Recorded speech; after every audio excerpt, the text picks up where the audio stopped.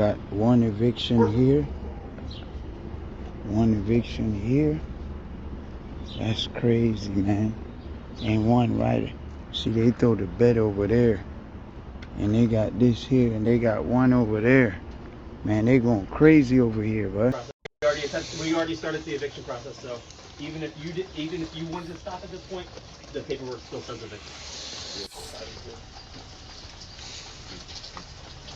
Ma'am.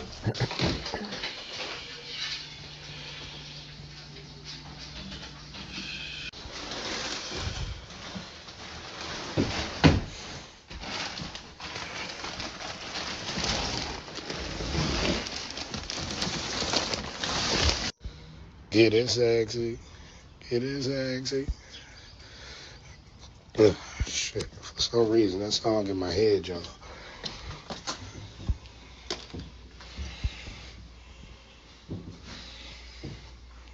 Some people be scared to call me for moving jobs. They always see me doing evictions.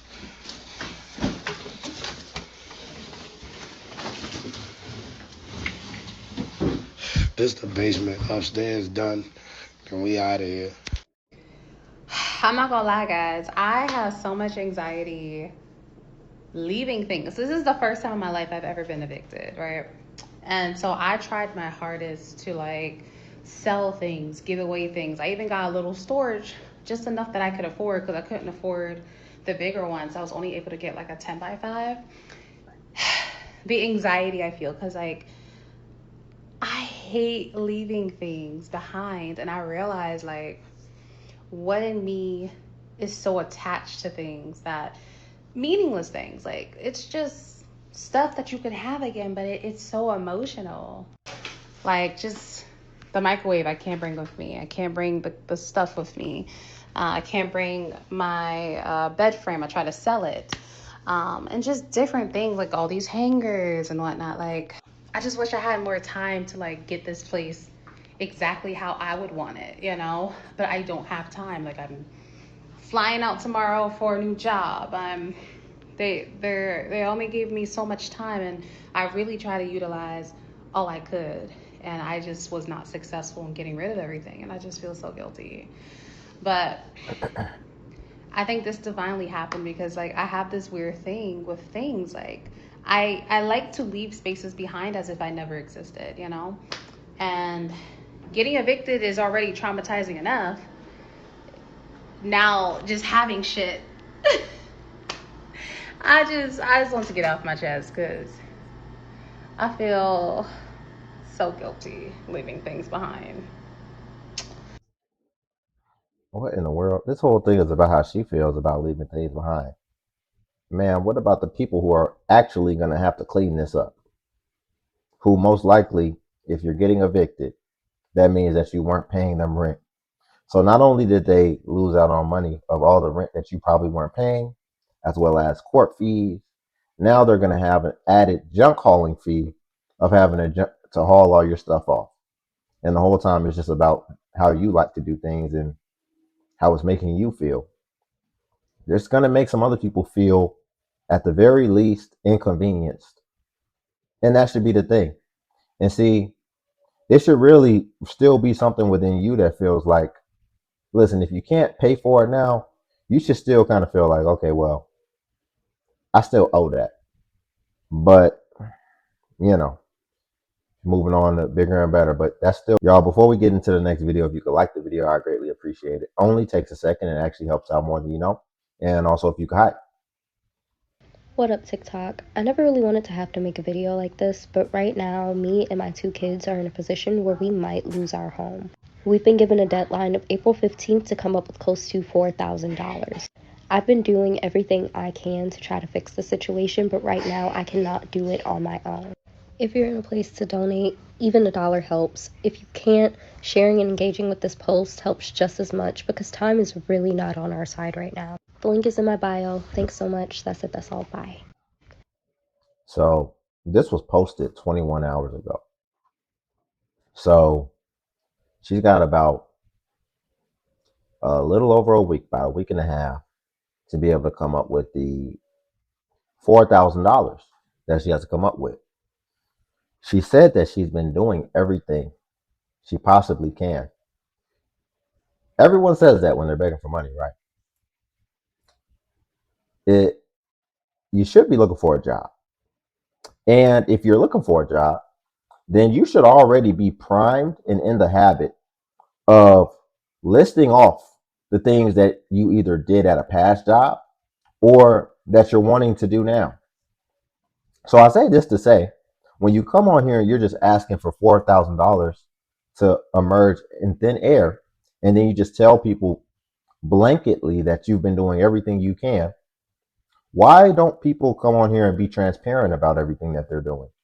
Why don't you tell us, hey, y'all, I've been doing X, I've been doing Y, I've been doing Z, and it hasn't been working. Does anyone have any suggestions on how I can improve this to be able to get the results? Or and then maybe you can sprinkle in you asking as well for some help as well. But just saying I'm doing everything I can, and that is absolutely subjective. I have seen people, oh man, I've been applying everywhere. And they'd be like, how many jobs you applied to yesterday? Oh, I didn't apply yesterday. How many you applied the day before? Two. You just said you was applying everywhere. It's subjective. And in most cases, when people just use that, they're really not doing anything. They're not doing anything. They're banking on this money popping out of thin air, or, they probably have a backup plan that they can still fall on. So that's my main thing. Listen, you're going to ask people, if you're going to ask people to be translucent with their pockets, then you need to be transparent about your actions. Okay, so let me just start off by saying this. Do not mind the fire alarm because I know it's going to be beeping and no, I'm not changing my batteries. So the update on the apartment is, so on March 6th, which was the date that I was supposed to vacate, they ended up giving me another notice to vacate letter, which is April 6th is the date that they say I have to get out, or else they will be moving forward with an eviction. Now, what I think I remember this. If you're not familiar with this particular situation, so she's on Section 8, and I think she already had kids. And at the time, she was pregnant already. Maybe, I don't think that's the newborn, but maybe she's had the baby, but she was pregnant again. And she decided to move her crazy mom in with her. And she's on Section 8. So you're really not supposed to move other people in who aren't supposed to be there. She decided to do that. And then her mom and her were going at it. And I guess what ultimately happened was her mom ended up reporting her to Section 8 that when she told her she had to leave. And so now she's just in a world of mess and possibly getting evicted, as well as facing the risk of losing her Section 8 as well. So that's where we are now. or else they will be moving forward with an eviction. Now, what I think they're trying to do is keep giving me notice to vacate because they know they're wrong. Like, they know they're kicking me out for some bullshit. I'm trying to figure out, so I don't think that I'm losing my housing, but I am trying to figure out when they're going to be able to get me in another apartment, because I want to be in another apartment before the time comes for my notice to vacate, because I don't want to have an eviction on my record, because if you have an eviction on your record, you cannot get an apartment with housing. So therefore, I'm trying to figure out how to go about this shit, basically. Okay. And that's why y'all haven't seen or heard. Listen, man, listen. You got the baby's head right next to your mouth, and you keep saying these curse words, BS and yeah and S. You putting all these curse words in that baby's subconscious right there. I mean, goodness, go put the baby down if you got to do the video. For me much, because I'm just trying to figure things out on my own. No, none of this shit was made up. None of this shit was a lie. Yes, my mom is really getting me put out my apartment. Like, really is. It's not a lie. The story may not add up to y'all, but everything that I'm saying is the truth. It's very unfortunate, and I wish I wasn't going through the situation. And I also deleted my GoFundMe because I just don't need everybody thinking I'm asking for something. I said if y'all want to help, y'all can, but I never asked anybody to help me. I said if y'all want to help, y'all can. But I ended up deleting my GoFundMe because it's just, I don't want to keep arguing with people about it in the comments. I'll figure it out on my own. But yeah, that's the update. Ooh, that might give us insight into something. First of all, she mentioned that she doesn't know whether or not she's gonna. She said, "I think I still keep my housing or whatever, her housing voucher, Section 8 voucher." We shouldn't be thinking. We should be knowing whether or not. Like, find that out. Get on it. Chop, chop. You need to understand that. What are you talking about? As well as, she says she deleted her GoFundMe. And you know what I wanted to come on here and see? Because she said she deleted her GoFundMe. So in my mind, that should mean that you're no longer taking donations whatsoever, because the reason you gave was that you basically don't want people to keep telling you and doing all this and that and thinking that you're trying to scam or whatever. So y'all keep y'all money. But guess what? She deleted the GoFundMe, but when I go to her profile right at the top, she still has her Cash App. She still has her Venmo. And it looks like the GoFundMe is still there. No. She deleted it. Okay, I see what she said. So yeah, she did delete the GoFundMe, but she didn't delete the Cash App and the Venmo. I guess she had a campaign running in GoFundMe and she deleted it. Why do we think that she might have deleted that, but kept the Cash App and the Venmo? Why do we think that she might have deleted the GoFundMe, but kept the Cash App and the Venmo? Here's why. There is pretty much for Cash App and Venmo, the floodgates is open. There's really no accountability there, as well as there's no visibility. As far as like on GoFundMe, you can see the thermometer of all the money they're paying, and you can see the transaction and donation history. On Cash App, she could raise $1 million and nobody would know. I think it's the same with Venmo.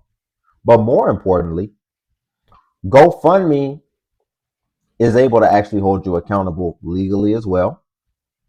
And especially if it is brought up that you're lying, then you can get in a whole world of trouble, because one, GoFundMe can withhold the funds or claw it back, or they can work with authorities much easier in order to hold you accountable, because this money was supposed to be designed for this specific campaign, which they have it to walk you through as you're creating your campaign, your giving campaign. Cash App and Venmo, just anybody can donate it. She could say they just donated because I was a content creator. I just have it up there. So she's absolutely still accepting the donations. So to act like, oh no, well, I don't want y'all donations because of this virtuous reason, when it actually just comes back that most likely, now I'm having to question if that story is true, because you can't create GoFundMe campaigns off false stories. I think that can even still be seen as fraud. And, depending on the amount of money you're able to raise, that could be a felony. So it makes you wonder, is that story true? And you got to remember, when we're dealing with people just coming on begging, people can make up anything. They can just think of a story and just be like, I just want to make up some money, because in today's day and age, people want quick money. And I think it goes even beyond that.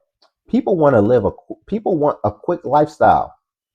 They want to live this lifestyle that they're watching everybody else live, but they want it quick. They want it now. They want it instantly. And they feel like they deserve it. And especially they want it in their youth.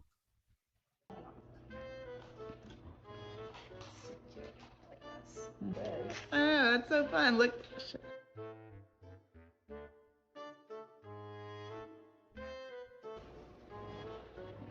Ooh, she's heavy.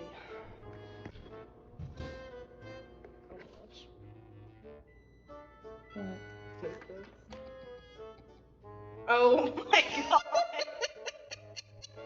Oh my god. It's my eviction notice.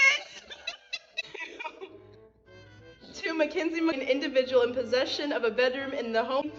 Please take notice that you are hereby demanded to quit and deliver up possession of the foregoing premises now held by you. Egregious and ongoing violations, including but not necessarily limited to non-payment of rent for the past 18 years, squatter status, this few times. Hey cousin, so this is an update. Guess where I was in? Court. I'm getting fired. Okay. They decided to give me 7 more days from today. So I have either to the 29th to pay the amount that I owe. And after that, I either can pay it by the 29th. If I don't pay it by the 29th, I have 10 days to vacate the premises. Okay.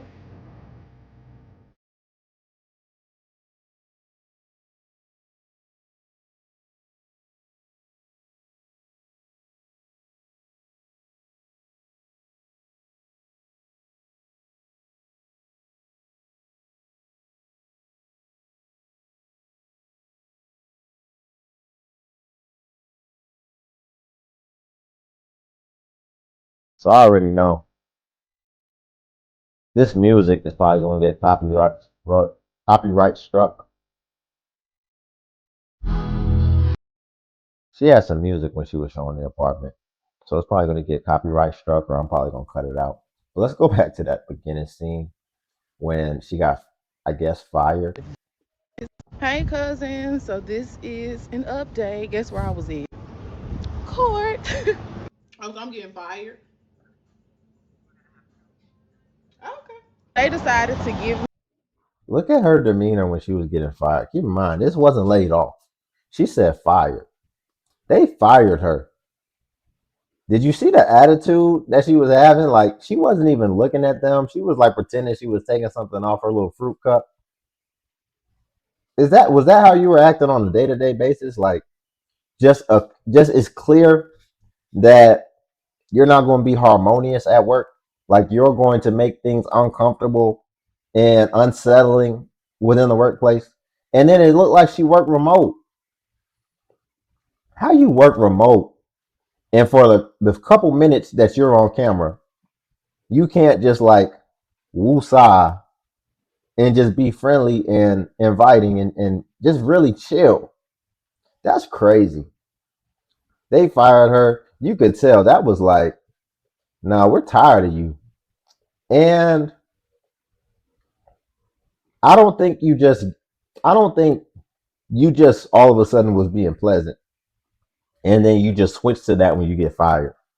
I think that's how you was acting the entire time. I'm gonna have to evict my aunt.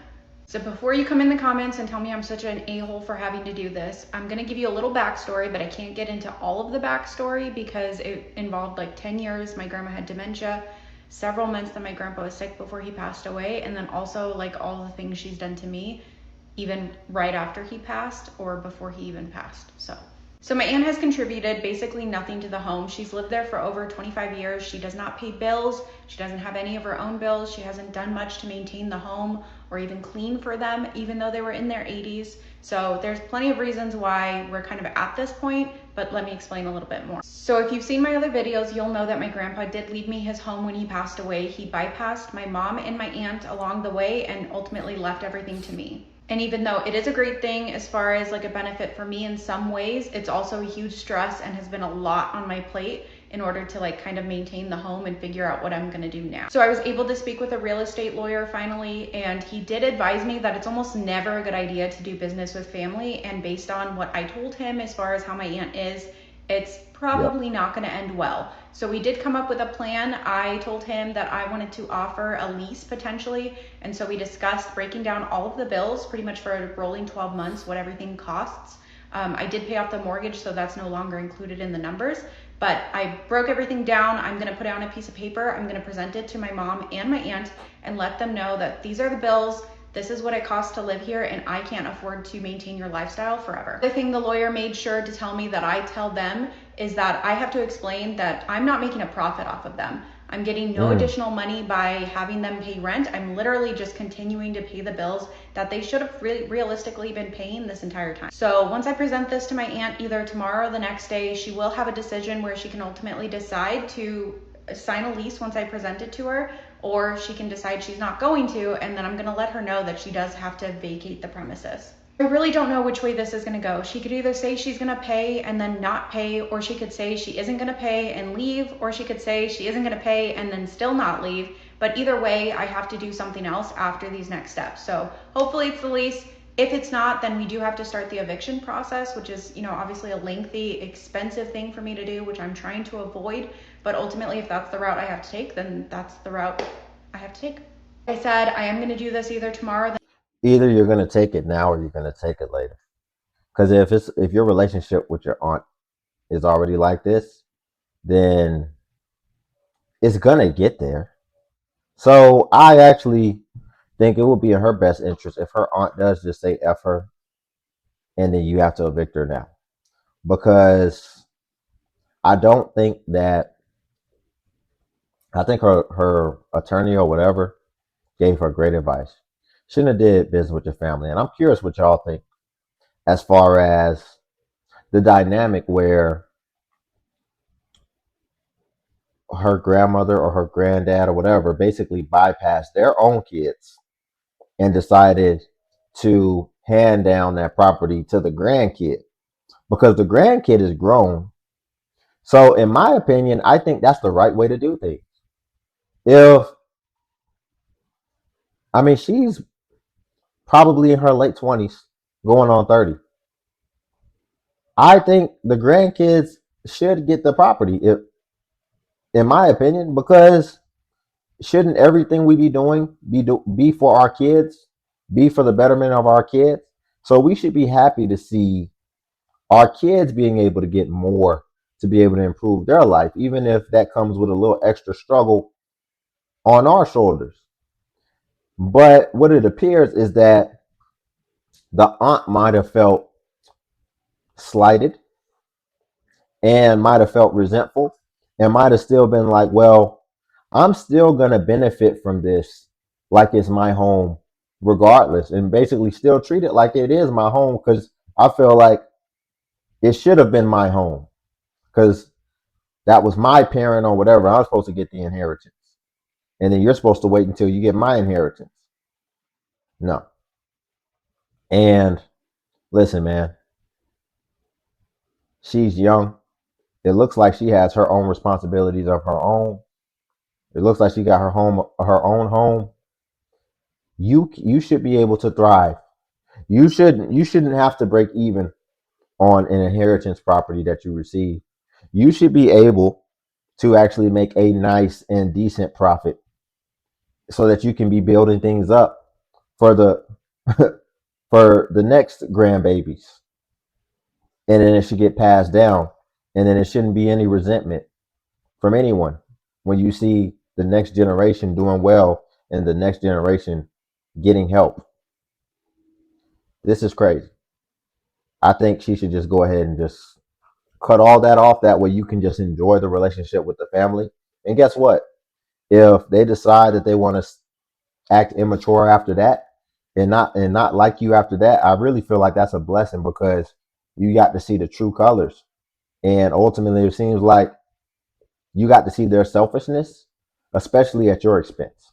So we can leave it there for the day. If you could like the video, I greatly appreciate it. Only takes a second and actually helps out more than you know.